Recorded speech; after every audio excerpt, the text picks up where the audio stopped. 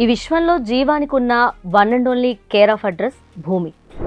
కోట్లాదేళ్లుగా లక్షలాది జీవరాశులకు ఆశ్రమించిన ఈ నేలకు ఇప్పుడు గండం ముంచుకొస్తుంది.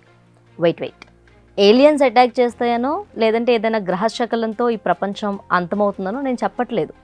విధ్వంసాన్ని ఇంటి పేరుగా మార్చుకున్న మనిషి కారణంగా మన భూమి త్వరలోనే ఎందుకు పనికిరాని మట్టి దిబ్బగా మారిపోతుంది. ఇది నేను చెప్తున్న మాట కాదు. ఆస్ట్రేలియా ఫ్లిండర్స్ యూనివర్సిటీ సైంటిస్టులు లేటెస్ట్ రీసెర్చ్ రిపోర్ట్ ప్రకారం 2070 నాటికంట ఈ గ్లోబ్ మీద మనిషి నిలబడే చోటు కూడా ఉండదంట. దీనికి రీజన్ ఏంటో తెలుసా? Over population. ఎస్, విపరీతంగా పెరుగుతున్న జనాభాతోనే మన భూమికి పెను ప్రమాదం రాబోతుంది. నేను Tejaswi, let's decode this topic. Flinders University సైంటిస్టుల అంచనా ప్రకారం అయితే ప్రజెంట్ ఇప్పుడు భూమి మీద ఉన్న వనరులు కేవలం 200 నుండి 250 కోట్ల మంది అవసరాలు మాత్రమే తీర్చగలమంట. కానీ ఇప్పుడు ఎంతమంది ఉన్నామో తెలుసా? ఆల్రెడీ 830 కోట్లు దాటేసాం.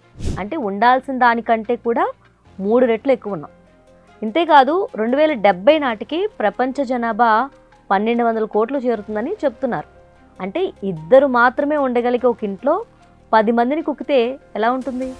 స్వచ్ఛమైన నీరు, తినే తిండి, కట్టుకునే బట్టలు, మెడిసిన్, ఇలా డే టు డే లైఫ్లో కంపల్సరీ అనుకున్న ప్రతిదీ అందరికీ దొరకదు. వాటి కోసం ఒక యుద్ధమే చేయాల్సి వస్తుంది. వనరుల ఉత్పత్తి జరుగుతుంది, కానీ మొత్తం జనాభా ఆకలిని, అవసరాలు మాత్రం తీర్చలేదు. దొరికిన వాడికి కడుపు నిండుతుంది, బతికిపోతాడు. దొరికిన వాడు ఆకలితోనో ఇంకేదైనా సమస్యతోనో అల్లాడతాడు. This is not a science fictional real movie. ఇదే ఫ్యూచర్ రియాలిటీ.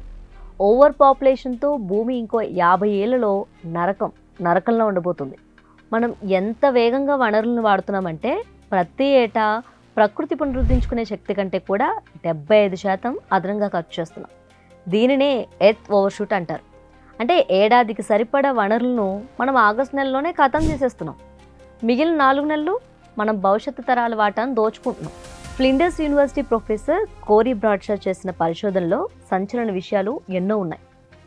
మానవ జనాభా పెరుగుదల గ్లోబల్ వార్మింగ్కు కారణమవుతుందంట. మానవ అవసరాల కోసం అడవులను నరికేయడంతో లక్షలాది జీవజాతులు అంతరించిపోతాయి. ఊహించిన వరదలు, కరువులు కామన్ అవుతాయి. ఇప్పటికే మనం భూమి బయోకెపాసిటీని మించి శిలాజ ఇంధనాలు వాడుతున్నాం. 2070 నాటికి ఇది మరింత పెరుగుతుందంట. ఫలితంగా అడవులు అంతరిస్తాయి. పర్యావరణవేత్తలు భయపడుతున్నట్టుగానే 1.5 డిగ్రీల మార్కును దాటి టెంపరేచర్ పెరుగుతుందంట. దీంతో ఆర్కిటిక్, అంటార్కిటికాలో ఉన్న మంచు కరుగుతుంది. సముద్ర మట్టాలు పెరిగి 2070 నాటికి తీర ప్రాంతాలు, లోతట్టు ప్రాంతాలు కూడా సముద్ర గర్భంలో కలిసిపోయే ముప్పు ఉందని శాస్త్రవేత్తలు మనకి వార్న్ చేస్తున్నారు. భూమి తనకు మాత్రమే సొంతం అనుకునే మనిషి అహంకారంతో ఇప్పటికే ఎన్నో రకాల జీవరాశులు బతకలేక అంతరించిపోయాయి. మరిన్ని త్వరలోనే కనుమరుగు కాబోతున్నాయి. మీకు విషయం తెలుసా? ఇప్పుడు భూమిపై ఉన్న జీవాల్లో 96% కేవలం మనుషులు, వాళ్ళ పెంపుడు జంతువులే. అడవి జీవుల వాటా కేవలం 4% మాత్రమే. అంటే మనం ప్రకృతి సమతుల్యతను దెబ్బతీసాం. ఈ బయోడైవర్సిటీ వ్యత్యాసంతో తేనెటీగలు, పక్షులు ఇలాంటివన్నీ కూడా అంతరించి పరాగ సంపర్కం ఆగిపోతుంది. పంటలు పండని రోజులు వస్తాయని సైంటిస్టులు భయపడుతున్నారు. మరి ఈ వినాశనాన్ని ఆపలేమా? దీనికి అసలు పరిష్కారమా లేదా అంటే ఉందనే చెప్తాను. కానీ టైం మాత్రం చాలా తక్కువ ఉంది. రాబోయే ముప్పును ఖచ్చితంగా ఆపగలం. కానీ దానికి మొత్తం ప్రపంచం ఏకం కావాలి. మనిషి అన్న ప్రతి ఒక్కడు మారాలి. కేవలం జనాభాను నియంత్రించి చేతులు దులుపుకోవడం కాదు, సహజ వనరుల అతి వినియోగాన్ని తగ్గించుకోవాలి. శిలాజ ఇంధనాల నుండి గ్రీన్ ఎనర్జీ వైపు మళ్ళాలి. పారిశ్రామిక దేశాలు తమ కార్బన్ ఉద్గారాలపై రెస్పాన్సిబిలిటీ తీసుకోవాలి. మనం ఇప్పుడు తీసుకునే నిర్ణయాలే 2070 నాటి భూమి భవిష్యత్తును నిర్ణయిస్తాయి. మనం ఇప్పుడు చేసే ఈ చిన్న మార్పులే భవిష్యత్ తరాలకు ఈ భూమిని నివాసయోగ్యంగా ఉంచుతుంది. లేదంటే 2070 నాటికి భూమి మానవాళికి ఒక సవాలుగా మారటం పక్కా.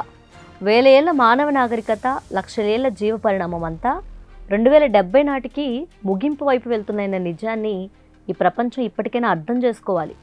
ప్రకృతిని జయించాలన్న పిచ్చి ఆలోచనను మనిషి మానుకోకపోతే తనని తాను కాపాడుకోవటానికి ఆ ప్రకృతే మనిషిని సమూలంగా తుడిచిపెట్టే ప్రమాదం ఉంది. డైనోసార్లు అంతరించిపోవటానికి ప్రకృతి కారణమైతే రేపు మానవజాతి అంతరించిపోవటానికి మాత్రం మనిషే కారణమవుతాడు. ఈ విషయంలో నాకు వేరే డౌట్ లేదు. సో మనం మారదామా, లేక ఈ భూమిని కాపాడే బాధ్యత ప్రకృతికి అప్పగిద్దామా?